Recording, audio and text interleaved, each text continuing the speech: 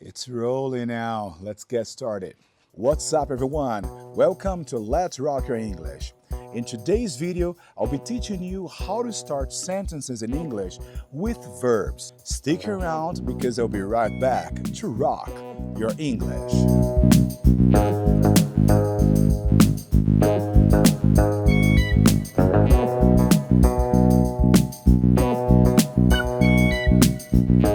Welcome back, everyone.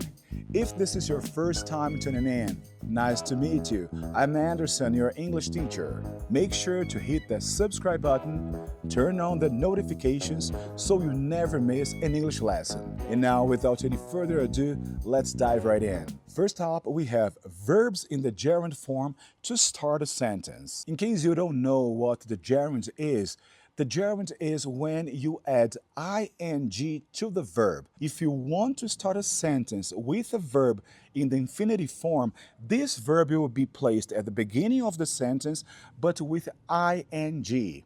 For example, cooking is therapeutic. A very common mistake is hearing people say, to cook is therapeutic. But actually here I need to use the gerund to have this verb in the infinitive form because the verb is being placed at the very beginning of the sentence and this verb became the subject of the sentence. So here when I say cooking is therapeutic, cooking is conjugating the verb to be, is. Let me give you another example sentence. Practicing English every day helps you become fluent. You might have noticed that when I say practicing English every day helps you become fluent, the verb help is being conjugated by the third person in the present tense, the third person in the singular form in the present tense. That's why I say helps instead of saying help. In other words,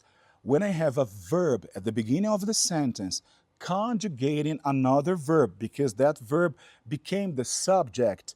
That verb that became the subject, which is going to be with ing in the gerund form, needs to conjugate the verb in case, of course, the sentence is in the present tense, like he, she, or it, because here it represents it. Now let's move on to the second way to start a sentence with a verb. But this time we're going to have to and a verb. Take a look at this example sentence. To become fluent in English, you need to study hard. I started this sentence with to and then the verb. As you know, when I place to before a verb, I normally have that verb in the infinitive form. But if I start a sentence with to followed by a verb, the idea here will be with the purpose of.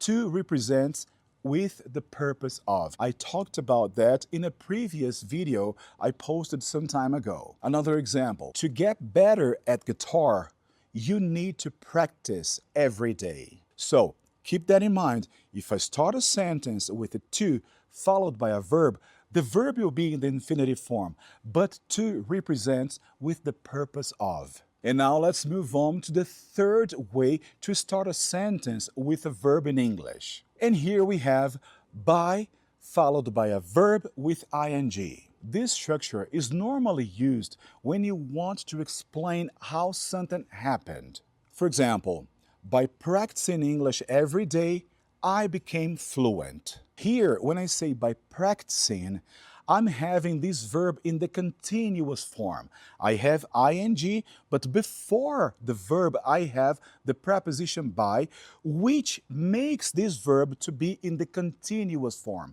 It's just like saying I am practicing. But of course here I'm starting a sentence with a verb that I want to have in the continuous form. Normally when I use ing to represent an action that is in progress.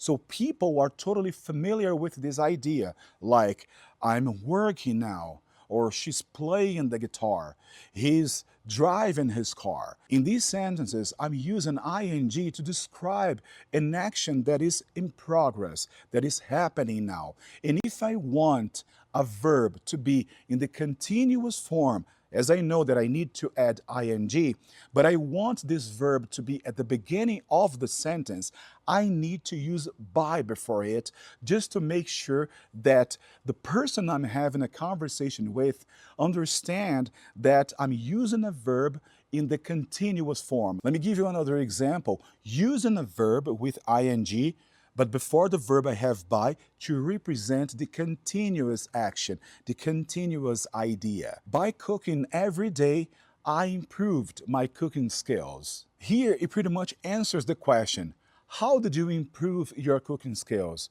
By cooking every day. How do I improve my English?